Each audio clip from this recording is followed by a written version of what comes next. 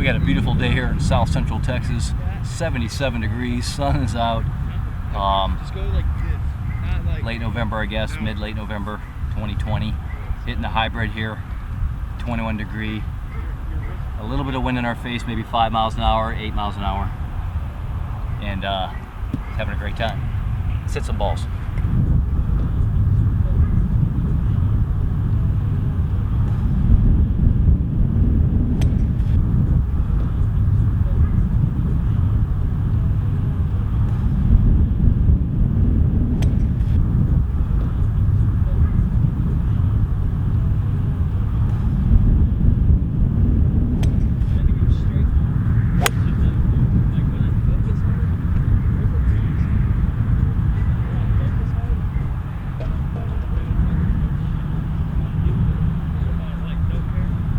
Absolutely blasted that shot. Wind's blowing pretty good right here. As you can see, it's about 10 mile an hour wind. I hit that about 190 straight into the wind. Great shot. Probably rolled out to about 200. Amazing shot. Okay, welcome everybody. Hope you really enjoyed that intro. I like to share sometimes, just some of the things I'm going through at the range and the hard work that's put in. This is a single plane swing that I'm doing.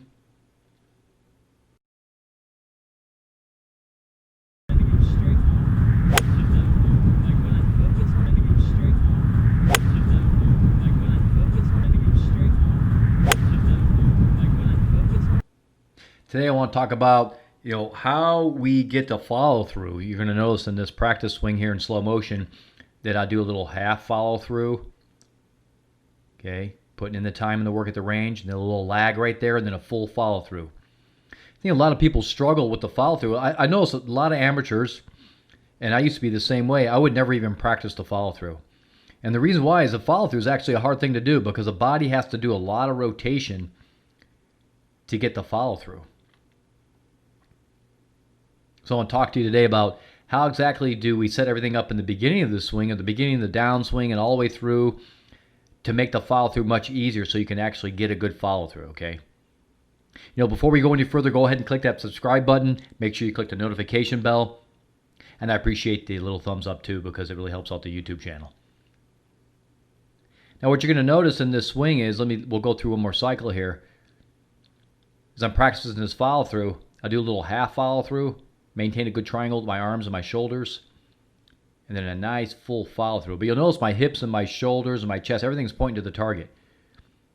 A lot of that has to do with what's happened at the beginning of the downswing.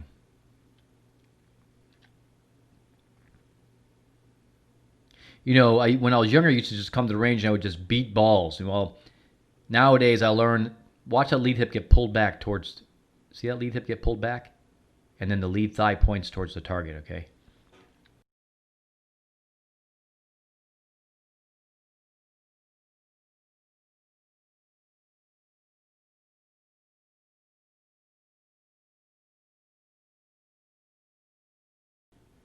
So I want you to notice that green circle on my pants on my lead thigh. See how it's pointed? The thigh is pointed towards the camera, right? Mostly to the camera.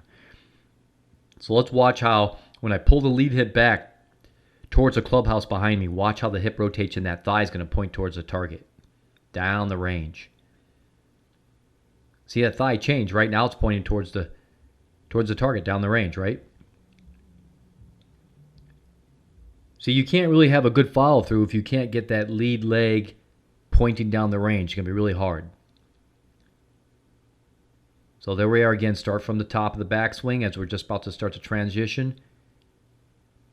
Pull the lead hip back. The thigh changes and points down the target. So the way the hips work is really key to whether or not you're going to have a good follow through. It's a chain of events, and they got to be biomechanically correct and sequenced correctly so you can get a good follow through. Pull that lead hip back, get the thigh pointing down the range. Nice, right? Now my hips are open and my chest are all open, so I can go ahead and follow through. You see me practice this follow through as a half follow through, then a full follow through. Okay, let's look at this again. Lead thigh pointing towards the camera. Hip goes back. You notice how I'm not just rotating real hard and spinning my hips. No spinning the hips. Lead thigh now pointing more down the range. Look how my hands are a little bit in front of that ball. A little bit in front of the club head.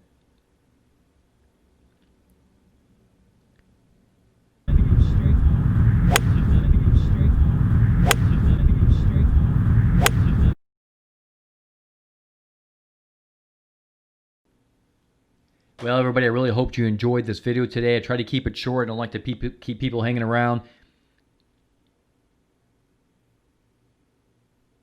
Have a purpose when you go to the range. Practice the things. Take videos so you know what's going on. We'll talk to you all again real soon next time.